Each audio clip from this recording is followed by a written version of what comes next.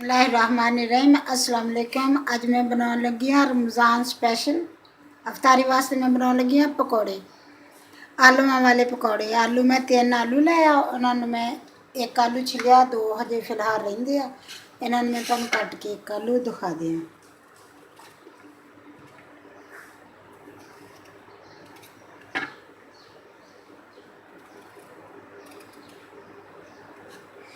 इस तरह करके मैं लंबे लंबे कट लूँगी आलू।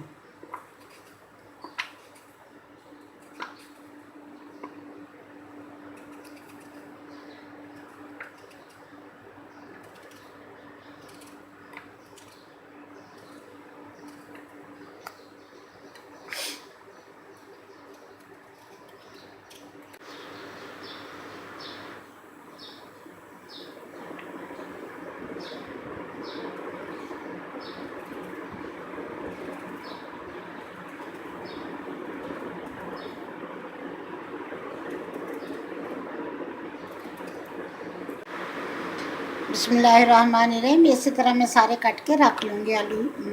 दूसरे भी छिलूँगी, छिल के इन्हों कट के रख लूँ, फिर तुहानू दिखाऊँगी।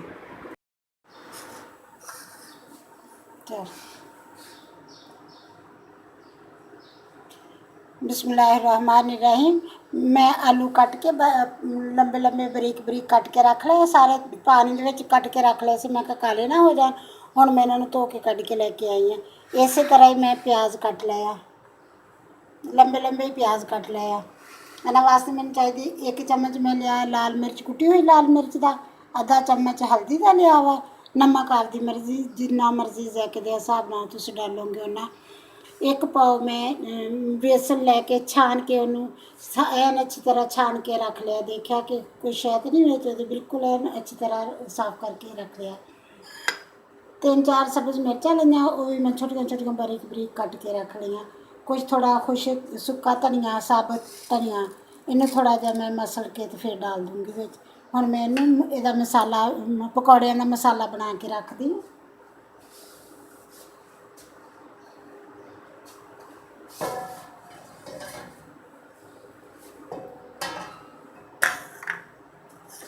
पहले तो मैं खुला बर्तन लूँगी, परात लूँगी, ये डालूँगी। छोटे दे ना सही तरह मेरे को वो नहीं होंदा, सही तरह नहीं बनता। ये मैं डालूँगी आलू, नाल डाल दूँगी प्याज। आलू प्याज धो के एन अच्छी तरह मैं साफ करके सही करके रख ले सी, बिल्कुल खुश्क करके। इन्ना ज़्यादा पानी नहीं सीगा, खुश्क करके रख ले सी। बिस्मिल्लाहिर्रहमानिर्रहीम। हुण मैं इहदे विच डाल दी मिर्च, कुटी हुई मिर्च। अगर मिर्च मैंने थोड़ी लगी फिर मैं थोड़ी जी पीसी हुई मिर्च भी डालूँगी, लाल मिर्च पीसी हुई। पहले मैं डाल दी, डाल के चेक करूँगी। अगर तो थोड़ी लगूगी तो फिर मैं डालूँगी वो हल्दी। बिस्मिल्लाहिर्रहमानिर्रहीम। सब्ज़ मिर्चा, नमक,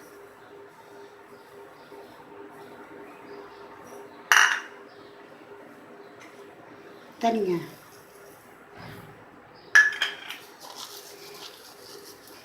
धनिया थोड़ा जहा जो पाउन लगो तो थोड़ा जहा हाथ नाल एवें अच्छी तरह मल लवो, फिर 2-2 हो जाते हैं। हुण मैं इहदे डाल दूँगी बेसन। हुण मैं डाल दी बेसन। बेसन मैं सारा नहीं डालूँगी, 1 पाइया बेसन लिया के छान के उन्होंने अच्छी तरह रख लिया सी। हुण मैं सारा नहीं डालूँगी, थोड़ा डाल के देखो, अगर तो थोड़ा लगा फिर मैं होर डालूँगी।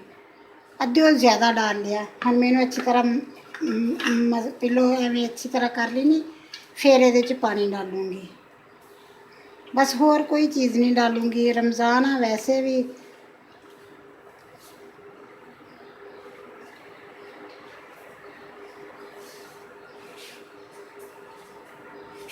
पानी डाल दी थोड़ा जहा, ये शेर का मसाला बना लेंगे।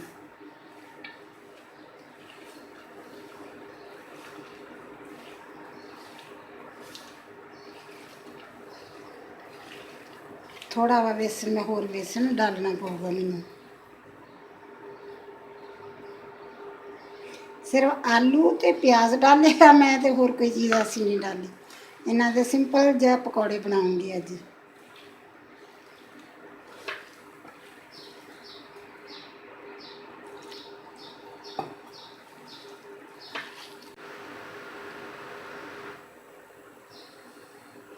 बिस्मिल्लाहिर्रहमानिर्रहीम। आधा चम्मच ये मैं डालूंगी लाल मिर्च पीसी हुई, मिर्च थोड़ी हो कुटी हुई मिर्च जी, 1 चम्मच वो डालिया, एक चम्मच वो छोटे वाला 1 चम्मच डालिया वा मैं लाल मिर्च का। दूसरा चम्मच तो अद्धा ही होगा, तो जड़ा मेरा वो प्याज मिर्चा नमक वो छोटे छोटे चम्मच, वो 1 चम्मच मैं डालिया। बस मेरा मसाला बन गया, हम मसाला तैयार हो गया। हम मैं पकौड़े बनाने शुरू कर दी।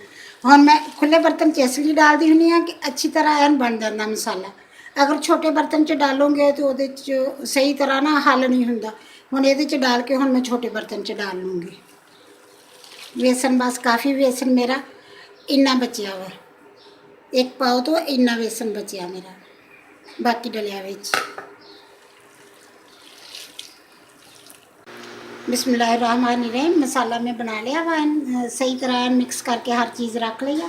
हम मैं बनाना शुरू कर दिया। आयल मैं गर्म रखा, उत्ते आयल गर्म हो गया, काफ़ी गर्म हो गया।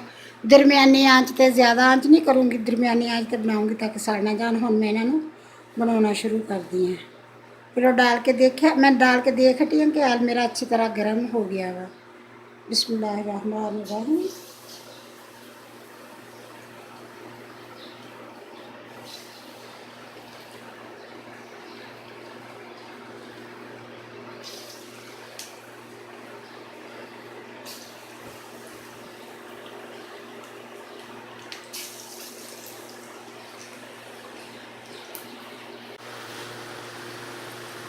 बिस्मिल्लाहिर्रहमानिर्रहीम। बस पकौड़े मेरे बन चले। एक पूर में पाया से वो तकरीबन पक चले, तैयार हो चले।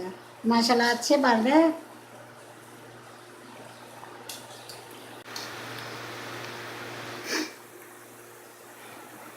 बिस्मिल्लाहिर्रहमानिर्रहीम। पकौड़े बन के तैयार हो गए।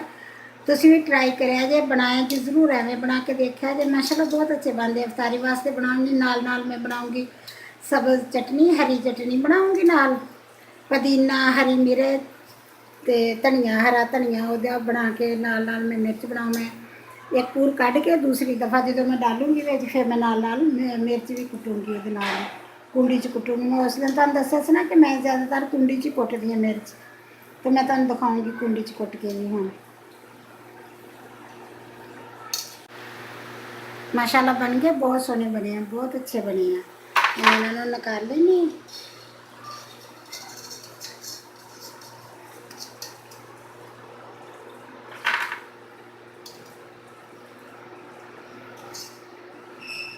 इसी तरह ही मैं दूसरे भी डाल के बना लूँगी।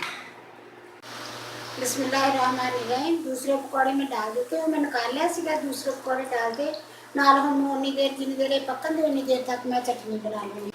बिस्मिल्लाहिर्रहमानिर्रहीम। सब्ज़ मिर्चा लैके मैं छोटियां छोटियां कट लियाँ, मैं कहा जल्दी हो जूगी, इसलिए कि वड्डियां होइयां तो फिर देर लगू कट्टन लई। इन्हां दे विच मैं डाल देनी है नमक। नमक डालूँगी आधा चम्मच।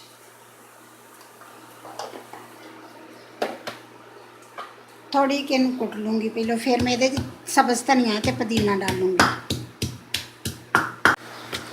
बिस्मिल्लाहिर्रहमानिर्रहीम। इन्नियां मैं कुट लिया सब्ज़ मिर्चा। हम मैं इन्हां डालूँगी धनिया। बिस्मिल्लाहिर्रहमानिर्रहीम। धनिया डालता, नाल मैं डाल दूँगी पुदीना। पुदीना मैं आपदे लॉन च तोड़िया, मेरे माशाल्लाह लॉन च बहुत सोहना पुदीना हो गया। मैं बीजिया सीगा तो माशाल्लाह बहुत सोहना होया। हुण मैनू कुट लूँगी अच्छी तरह। बिस्मिल्लाहिर्रहमानिर्रहीम। बस चटनी मेरी बन गई है, हरी चटनी पुदीने वाली माशाल्लाह बन गई। बस बहुत ज़्यादा नहीं बरीक करूँगी, बहुत ज़्यादा नहीं अच्छी लगती होंगी। हुण इन्हें एवें ही कढ़ के प्लेट प्याली च पा लूँगी। बेशक दही दे विच मिक्स करके दही की चटनी बनाऊँगी, उवें भी रखूँगी। मर्जी आ दही दे नाल ला के खा लैन, मर्जी आ उदां ही नाल ला के खा लैन, जिवें उन्हां दा दिल करे खा लैन अफतारी वाले।